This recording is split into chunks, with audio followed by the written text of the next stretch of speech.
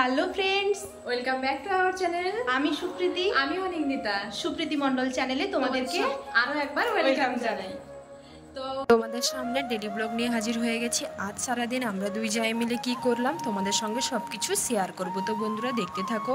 এই যে দেখো, আমাকে দেখো, আমি মাংস ধুচ্ছি, খাসি মাংস ধুচ্ছি। তো আজকে আমার বাড়িতে খাসি মাংস হবে।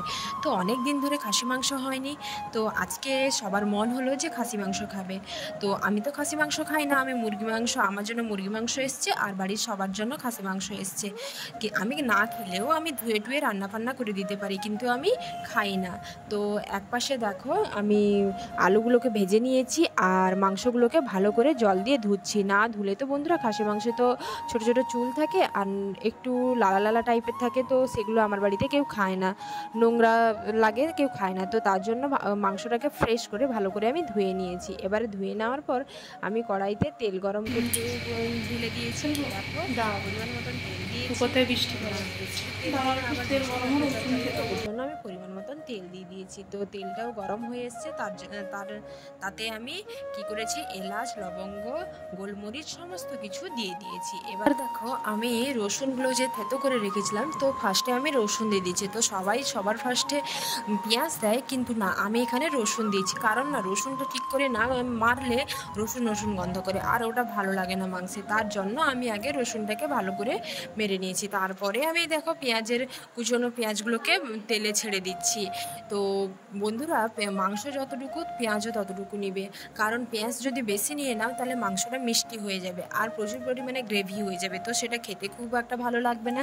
তার জন্য সব কিছু জিনিসে পরিমাণ মতন তার পেঁয়াজ দিতে হবে। মাংসে যতটা মাংস তার সেরকম পরিমাণ থেকে পেঁয়াজ দিতে হবে। তো এখানে দেখো সুমি ফল কাটছে। তো তোমাদের দাদাভাই রোদ থেকে এসে তার জন্য একটু ফল কাটছে, তো সে সেখানে ফল কাটছে। আর আমি এখানে দেখো মাংসটাকে যে ধুয়ে রেখেছিলাম তাতে আমি পরিমাণ মতন লবণ দিচ্ছি। তো হ্যাঁ বন্ধুরা, এখানে একটা কথা বলতে তোমাদেরকে ভুলে গেছি, খাসি মাংসে কিন্তু লবণ কম দিবে, মুরগি মাংসে লবণ একটু বেশি লাগে, খাসি মাংসে লবণ একটু কম লাগে। তো সেটা মাংসের পরিমাণ দেখে লবণ দিতে হয়।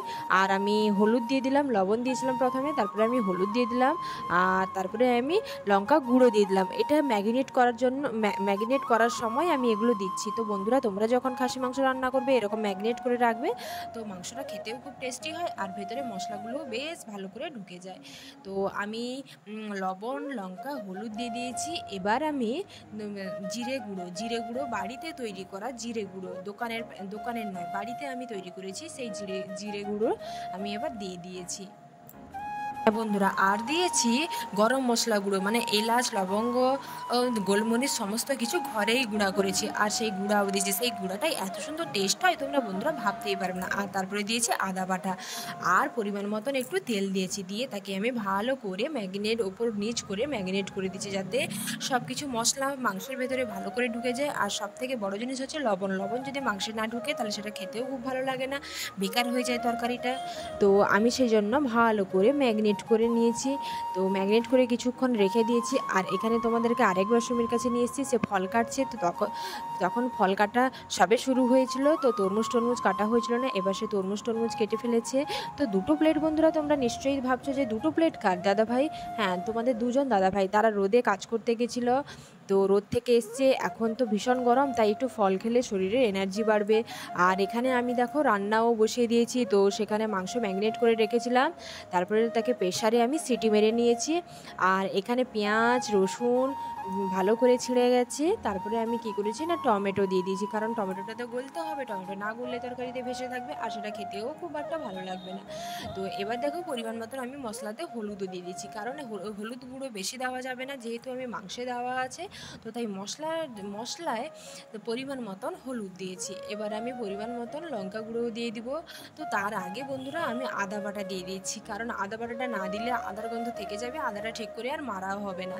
তার জন্য আমি আগে আদা বাটাটা দিয়ে দিয়েছি, পরিমাণ মতন আদা বাটা দিয়েছি, কারণ মাংসে যদি পরিমাণের থেকে বেশি আদা হয় তাহলে আদা গন্ধ করবে, তার জন্য সব কিছু জিনিস পরিমাণ মতন দিতে হয়। ভালো করে তাকে দেখো এবার আমি নাড়াঝাড়া করে নিচ্ছি, যাতে আদাটা তেলে ভালো করে কষে যায়। তো দেখো প্রায় কষেও গেছে। এরপরে আমি গোটা শুকনো লঙ্কা প্রায় 8-10টা, আর তোমার দিয়েছি লঙ্কার সাথে টমেটো, যাতে ভালো করে পেস্ট হয়ে যায়। শুধু লঙ্কা দিলে সেটা পেস্ট হবে না ঠিক করে, আরও দানা দানা থেকে যাবে, তার জন্য আমি তাতে আর টমেটো দিয়েছি। তো আমি কুচনো টমেটো দিয়েছিলাম, তার সাথেও আমি পেস্ট করা টমেটো দিলাম। তো এইটা যে দেওয়ার পরে তারপরে মশলাটা শুধু কালারটা আসবে, দেখবে এত সুন্দর কালার আসবে, যেরকম মশলাটাই দেখলে খেতে ইচ্ছা করবে। মাংস তো হতে আরও বহুত দেরি আছে। তো এখানে দেখো আলু ভাজা হয়ে গেছে, আলু ভাজা, আর এখানে চচ্চড়ি, আর এখানে উচ্ছে ভাজা। তো চচ্চড়িটা সেটা নিরামিষ, আর একটা যে চচ্চড়ি দেখাচ্ছে ওটা মাছের মাথা দিয়ে হয়েছে। কারণ নিরামিষ হয়েছে, কারণ আমার বাড়িতে অনেকে নিরামিষ আছে, তার জন্য নিরামিষ হয়েছে। আর এখানে ডাল আর মাছের টক। তো এখন দেখো বন্ধুরা, এখানে মাংস রেডি হয়ে এসছে প্রায় শেষের দিকে। তো এখানে দেখো মুরগি মাংস বসছে। তো মুরগি মাংসটা আমার জন্য, মুরগি মাংস যে এসেছিলো তাকে সুমি ভালো করে ভেজে নিচ্ছে, দিয়ে ভেজে রান্না করবে বলছে। বলছে দিদিভাই মুরগি মাংস একটু আলাদাভাবে রান্না করবো আজকে, তোমার জন্য কেমন হয় টেস্ট তুমি শুধু খেয়ে জানাবে। তো বন্ধুরা, আজকে আমাদের বাড়িতে দুপুরে কী কী রান্না হয়েছে তোমাদেরকে আরেকবার দেখাই। তো দেখো ভাত হয়েছে, আর এখানে টক পালনের টক হয়েছে, আলু ভাজা হয়েছে, নিরামিষ চচ্চড়ি হয়েছে, আর উচ্ছে ভাজা হয়েছে। তো বলছিলাম না আমার বাড়িতে নিরামিষভোজীও একজন আছে, তো সেই কারণেই আমাদের বাড়িতে আজকে নিরামিষ হয়েছে। তো এখানে দেখো ডাল হয়েছে, আর এখানে আমার জন্য মুরগি মাংস রেডি হয়ে গেছে। তো ডাল সকালে হয়েছিল, সকালে টিফিনের জন্য, তো সেটা দুপুরেও যদি কেউ খেতে চায় তো দুপুরেও সেটা খেয়ে নিবে। তো এখানে দেখো মাছের মাথা দিয়ে চচ্চড়ি হয়েছে, আর এখানে ট্যাংরা মাছের টক হয়েছে। আর এটা তো জানো বন্ধুরা তোমরা, খাসি মাংস রেডি হয়ে গেছে। দেখো শুধু কালারটা দেখেই খেতে ইচ্ছে করছে। তো এখন দেখো আমি বাড়ির বেলকনিতে দাঁড়িয়ে আছি। তো দাঁড়িয়ে আছি সেই জন্য ভাবলাম বন্ধুদের সঙ্গে আমি কি করছি দুপুরবেলা সেটা একটু শেয়ার করে ফেলি।